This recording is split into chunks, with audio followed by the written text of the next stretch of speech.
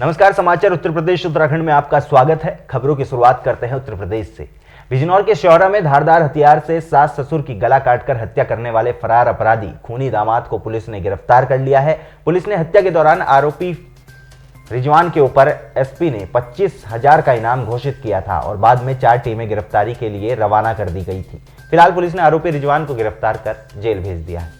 आपको बता दें कि बिजनौर के शोहरा के चक महमूदपुर सहानी में पारिवारिक रंजिश के चलते मुजफ्फरनगर निवासी रिजवान ने अपने सास ससुर की धारदार हथियार से गला काटकर हत्या कर दी थी। सुबह होते ही डबल मर्डर से इलाके में सनसनी फैल गई। इस दौरान वहां पर मौजूद आरोपी ने अपने साढ़ू पर भी जानलेवा हमला किया था, जिसमें वो भी गंभीर रूप से घायल हो गया था। आखिर में घटना के बाद एसपी डॉक्टर धर्मवीर सिंह ने मौके पर पहुंचकर घटनास्थल का निरीक्षण किया। आज एसपी धर्मवीर सिंह ने प्रेस वार्ता कर खुलासा करते हुए बताया कि पारिवारिक रंजिश के चलते रिजवान ने अपने सास ससुर की हत्या की। आरोपी रिजवान को हत्या में शामिल धारदार हथियार सहित गिरफ्तार कर जेल भेजा जा रहा है। मर्डर का आरोपी पकड़ा गया है क्या?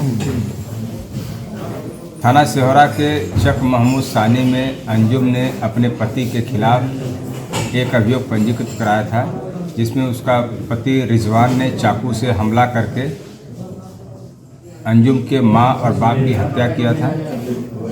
उसका पिता अब्दुल मलिक मौके पर मर गया था और मां की अस्पताल ले जाते समय मृत्यु हुई थी और उसका जीजा यानी अभियुक्त का साढ़ू भी घायल अवस्था में था, जिसके अस्पताल में इलाज हुआ और वो सही सलामत है। रिजवान की गिरफ्तारी के लिए 25,000 रुपये का इनाम घोषित था। इसके लिए 4 टीमें लगाई गई थी। इसकी गिरफ्तारी सिहोरा थाना क्षेत्र से हुआ है। गिरफ्तार करके मैं आलाकत इसे जेल भेजा जा रहा है। बिजनौर से आकाश तोमर की रिपोर्ट।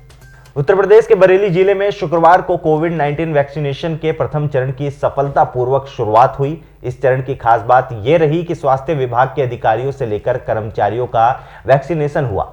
आपको बता दें, खुशलोक हॉस्पिटल से पहले चरण के वैक्सीनेशन की शुरुआत हुई। सीएमओ डॉक्टर सुधीर कुमार गर्ग ने बताया कि कोविड-19 टीकाकरण सफल रहा। स्वास्थ्य अधिकारियों और कर्मचारियों को कोविड-19 टीका से प्रतिरक्षित किया गया। कोविड-19 का ये टीका सबसे सुरक्षित टीका है। ये शरीर पर किसी तरह का प्रतिकूल प्रभाव नहीं छोड़ता है। वहीं जिला प्रतिरक्षण अधिकारी डॉक्टर आरएन सिंह ने बताया कि शुक्रवार को जिले में 25 केंद्रों पर 49 सत्र आयोजित किए गए, जिसमें 15 सरकारी और 10 निजी साइट पर वैक्सीनेशन हुआ। इस दौरान जनपद के 4,900 लोग प्रतिरक्षित करने का लक्ष्य रखा गया। 16 जनवरी को जिन लोगों को प्रतिरक्षित किया गया है, उनका अगला डोज 19 फरवरी निर्धारित है।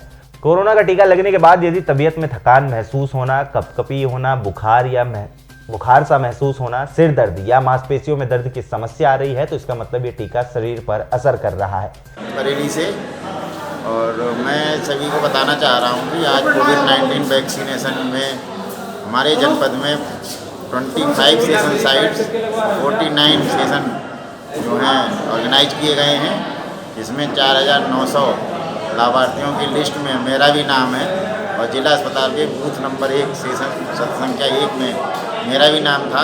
और मैंने अभी फील्ड में काम देखने के बाद, कार्य देखने के बाद अभी आकर टीका लगवाया है और मुझे टीका लगवाए हुए 35 मिनट हो चुके हैं और मुझे बहुत अच्छा लग रहा है। टीका लगवाने के बाद एक अंदर से खुशी महसूस हुई और अच्छी फीलिंग्स आई कि कोरोना की इतनी महामारी को देखते हुए और उससे हमने संघर्ष किया है और आज हम वैक्सीनेशन तक पहुंच पाए हैं।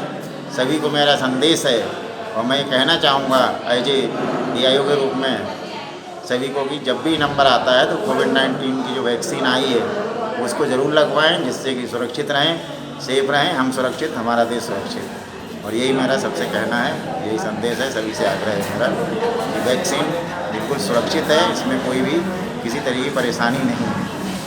उधर मिशन शक्ति अभियान के अंतर्गत एक गूंज संस्था और पारस एनजीओ के तत्वाधान में बेटियों का जन्मोत्सव संजय नगर में धूमधाम से मनाया गया, जिसमें पारस एनजीओ के अध्यक्ष बंटी ठाकुर ने कहा कि मिशन शक्ति अभियान के अंतर्गत संस्था निरंतर कार्य कर रही है और इसी क्रम में आज बेटियों का जन्मोत्सव मना रही है।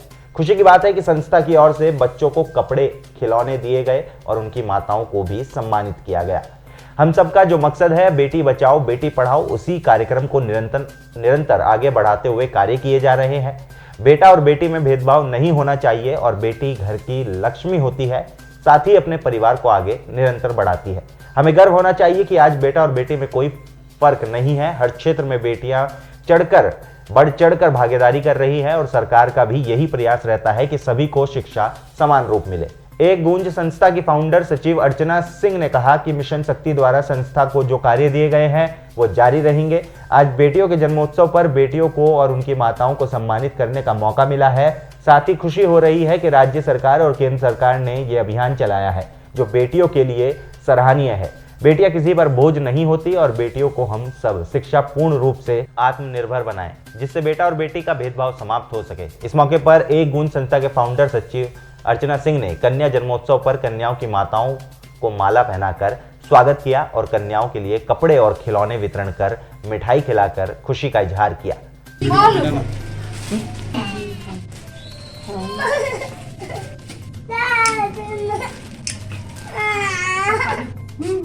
उधर बरेली की Jagdish international private limited firm और बांग्लादेश की एक कंपनी के बीच गेहूं सप्लाई करने को लेकर बातचीत हुई थी, जिस पर बरेली की फर्म ने उझानी के गल्ला व्यापारियों के जरिए मंगलवार अपराह्न तक 42 बोगी वाली रैक में 24.30 मीट्रिक टन गेहूं लोड कराना था। इसके लिए रेलवे और फर्म के बीच 55 लाख रुपए माल भाड़ा तय हुआ था। मालगाड़ी 17 जनवरी की रात लोडिंग के लिए उझानी पहुंच गई थी। लोडिंग के लिए रेलवे की ओर से जो समय निर्धारित किया गया था उस समय सीमा तक गेहूं लोड नहीं हो पाया। इस मालगाड़ी में जोड़ने के लिए कासगंज से इलेक्ट्रिक इंजन उझानी स्टेशन मंगा लिया गया था। इसके बाद मालगाड़ी को प्लेटफॉर्म नंबर 3 पर खड़ा किया। उसी दौरान इज्जतनगर रेल मंडल से स्टेशन अधीक्षक के नाम एक मैसेज पहुंचा, जिसमें मालगाड़ी को अग्रिम आदेश तक उझानी स्टेशन पर रोक दिया गया। साथ ही उससे इलेक्ट्रिक इंजन को भी अलग करके कासगंज लौटा दिया गया। लोडिंग में 32 घंटे का समय ज्यादा लग गया। इस पर रेलवे ने बरेली की firm Jagdish international private limited पर करीब 2 लाख रुपए का जुर्माना लगाया। रैक लोडिंग करने का काम मंगलवार शाम तक होना था। इसके बाद मालगाड़ी यहां से रवाना होनी थी, लेकिन रैक मंगलवार देर शाम तक लोड नहीं हो सकी। रैक लोड होने के बाद मालगाड़ी को रवानगी के लिए रेलवे से ही हरी झंडी नहीं मिल सकी। इस कारण मालगाड़ी बृहस्पतिवार रात 9:55 बजे मालगाड़ी रवाना की गई। राजेंद्र सिंह, जनसंपर्क अधिकारी, इज्जतनगर मंडल। सर ये उजियानी का गेहूँ वाला वहाँ गया था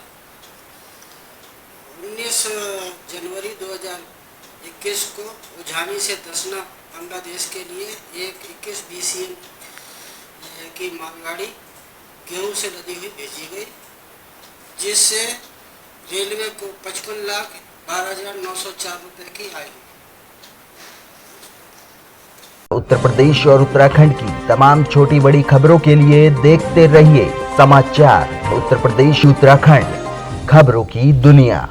जुड़ने के लिए चैनल को सब्सक्राइब करें और लेटेस्ट न्यूज अपडेट के लिए बेल आइकन दबाएं।